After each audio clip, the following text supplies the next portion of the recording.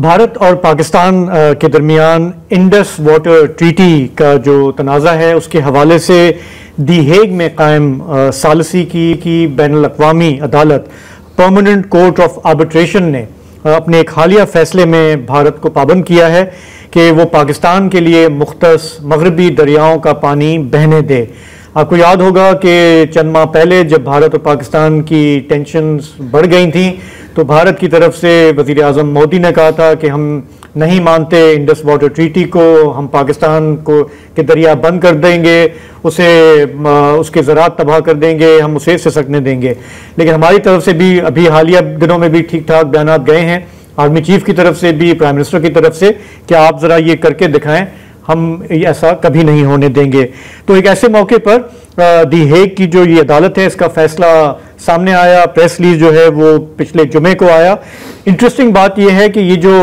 Arbitration है इसमें पाकिस्तान गया था और ये हालिया महीनों में नहीं बल्कि 2016 में गया था, क्योंकि उस वक्त भी भारत की तरफ से ऐसी बातें की जा रही थी कि हम इंडस वाटर ट्रीटी को ये कर सकते हैं, वो कर सकते हैं, पाकिस्तान को वो प्रेशर दे रहे थे।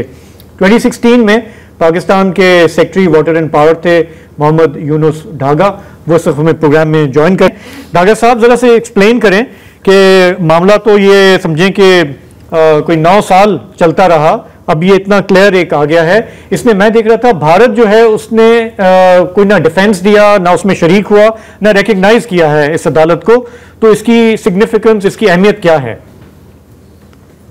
अस्सलाम वालेकुम जनाब, इसकी जैसे आपने कहा कि ये एक ट्रीटी है और ट्रीटी एक बाइंडिंग ट्रीटी है दोनों पार्टियों की तरफ, और जैसे पाकिस्तान बार बार ये कह रहा है कि ये कोई एक पार्टी इसको खत्म नहीं कर सकती,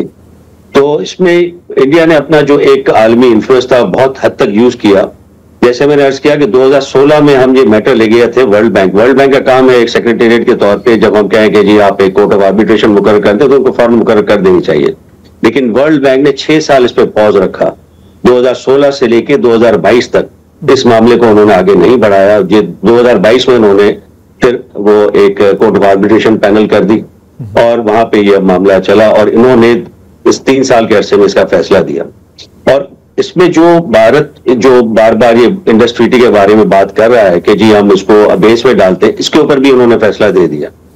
क्योंकि ये इसको पहले तो जब 2023 में उन्होंने कहा कि आपकी कॉम्पिटेंस नहीं है, ये तो एक्सपर्ट का काम है, तो उन्होंने कहा जी हमारी कॉम्पिटेंस है, ये ट्रीटी है और जी इसके मुताबिक आप पहले भी जा चुके हैं। जैसे कि हम गए थे किशन गंगा के मामले में भी गए थे, दोनों मुल्कों ने उसमें पार्टिसिपेट किया था और परमानेंट कोर्ट ऑफ आर्बिट्रेशन की कॉम्पिटेंस को हमने किसी ने भी चैलेंज नहीं किया था। तो इस दफा इसका चैलेंज करना एक इनकी एक फजूल सी कोशिश थी जो उन्होंने की और नाकाम रहे, और उन्होंने कहा जी हमारी कॉम्पिटेंस है। 2023 में उन्होंने फैसला कर दिया। इसके बाद 2025 में जब ये इंडिया ने कहा कि हमने इसको अबेस में डाल दिया, तो ये फिर चले गए कोर्ट के पास कि जी हमने अबेस में डाल दिया। तो उन्होंने कहा जी अब अबेस में भी नहीं डाल सकते, ट्रीटी में ऐसी कोई चीज नहीं है। और अब इन्होंने इसका फैसला दे दिया कि उन्होंने कहा कि भारत, क्योंकि इसमें जो भारत और पाकिस्तान के दरमियान जो डिस्प्यूट्स हैं वो बड़े वेल नोन है, तो उन्होंने कहा कि ये सारे डिस्प्यूटेड आपके डॉक्यूमेंट से मौजूद हैं, आपकी कॉरेस्पॉन्डेंस से मौजूद हैं, और जब आप वर्ल्ड बैंक में लेके गए तो दोनों पार्टियों ने अपना मौकफ दिया तो वो मौकफ उधर बड़ा डिटेल में मौजूद है। तो इसलिए भारत का मौकफ भारत के ना आने के बावजूद भी हमारे सामने है। तो उन्होंने उसके मुताबिक जो फैसला दिया है वो उन्होंने ट्रीटी के जो 4 बाउंड्री के अंदर ही रह के वो फैसला दिया है कि जी भारत के जो 3 जो दरिया है, मगरबी दरिया जिन्हें हम कहते हैं, उसमें पाकिस्तान का बिला किसी रोक टोक के इस्तेमाल को माना गया है। और ना सिर्फ माना गया, उसके अंदर सिर्फ एक मुख्तसर सी जो गुंजाइश रखी गई है भारत के लिए कि हाइड्रो पावर प्रोजेक्ट बना सकता है। तो हाइड्रो पावर प्रोजेक्ट के लिए भी उस ट्रीटी के अंदर पाकिस्तान के कंसर्न्स को रखते हुए उस किस्म की पाबंदियां रखी है उसके डिजाइन में कि वो उसको होल्ड ना कर सके, पानी को बहुत सारा पानी जमा ना कर सके बिजली बनाने के बहाने, और उसको फिर होल्ड भी ना कर सके। तो सारी जो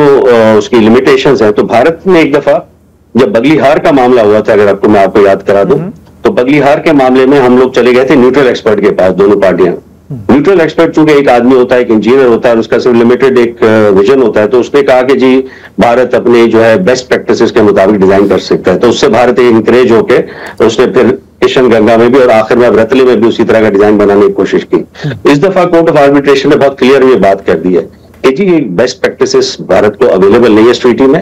ये पाकिस्तान का पानी है, पाकिस्तान के दरिया है, उस पर हाइड्रो पावर प्रोजेक्ट आप सिर्फ उसी लिमिटेशन के साथ बना सकते हैं जिस लिमिटेशन के साथ मौजूद है। अगर बेस्ट प्रैक्टिसेस के मुताबिक आपको यहाँ पे लिबर्टी अवेलेबल है नहीं इंजीनियरिंग की जो बेस्ट प्रैक्टिसेस हैं, तो आप उस तरह का वो हाइड्रो पावर प्रोजेक्ट नहीं बना सकते जहां पे आप पानी को रोक सके या उस पानी को उस तरह से छोड़ सके कि जब आप चाहें। तो कंट्रोल ओवर दी वाटर्स वो उसके अंदर टोटली डिनाइड है। तो इस दफा ये जो इन्होंने बड़ा अच्छी तरह से इसको, अगर आपने पढ़ा होगा आर्बिट्रेशन का जो इन्होंने इनका प्रेस रिलीज आया है, उसमें उन्होंने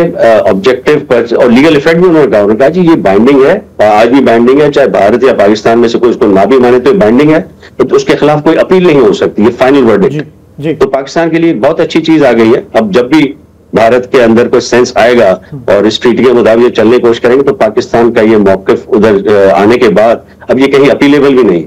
तो भारत ने इसमें पार्टिसिपेट ला करके कि अगर कोई कंफ्यूजन था भारतीय साइड पे, उसको ये जो कितना क्लियर कट वर्डिक्ट आया है तो वो क्लियर हो जा, मतलब कंफ्यूजन दूर होनी चाहिए। लेकिन मैं थोड़ा सा ये जानना चाह रहा था कि अभी आपने जैसे कहा कि बाइंडिंग भी है और लीगली पाकिस्तान का जो मौकफ है कि 3 दरिया जो हैं उन पर हमारा हक है, वो भी अब प्रिवेल कर रहा है। लेकिन इसको बाइंडिंग कौन करेगा? अगर एक पार्टी कहती है हम नहीं मानते और हम करेंगे जो भी हम करना चाह रहे हैं, तो how do you hold them to account? ये बात आपने बहुत अच्छी कही कि देखिए हमारे पास ये जो इसके वो हैं जिसको कहना चाहिए कि जिन्होंने इसको सारा मीडिएट किया था वर्ल्ड बैंक ने किया था। वर्ल्ड बैंक के साथ ये यूनाइटेड स्टेट्स और दूसरे जो दुनिया के ममालिक हैं वो भी इसमें शामिल थे। तो वो सारे जो आर्बिटर्स थे जिन्होंने बीच में रह के ये फैसला करवाया था, उनको पाकिस्तान कर सकता है इंगेज कि जी अब ये सारे फैसले भी हैं, ये सारा आप लोगों ने ये ट्रीटी भी कराई थी और इसको इन्फोर्स कराएं। लेकिन जैसे कि भारत का हम आजकल हालात देख रहे हैं कि मोदी के आने के बाद वो एक जो है ना एक रोग स्टेट बन चुका है, तो किसी कानून को, किसी ट्रीटी को नहीं मानता, यूनाइटेड नेशन की रेजोल्यूशंस रिगार्डिंग कश्मीर नहीं मानता, कश्मीर का स्टेटस नहीं मानता। तो एक जो बदमाशों वाला एक रोल प्ले करने की कोशिश कर रहा है भारत, तो अब उसका अंजाम भी वही यार आप देख रहे हैं कि आखिर में जो फिल्म के अंदर जो विलन होता है उसको मार पड़ती है। तो आजकल वो पड़ रही है बात को, मेरे ख्याल इंटरनेशनल जो अब सपोर्ट आस्ते आस्ते भारत के लिए कम हो रही है, तो हमें ये उम्मीद रखनी चाहिए कि हम इसको इन्फोर्स करवा लेंगे। ठीक है, लेकिन पाकिस्तान का मौकफ जो है वो माना जा रहा है इंटरनेशनल और बैनुल-अक़वामी अरीना में एक बदमाश नहीं है, बहुत सारे हैं। मोहम्मद यूनुस डागर साहब, आपका बहुत बहुत शुक्रिया, आपने पॉइंट को थोड़ा सा क्लैरिफाई किया।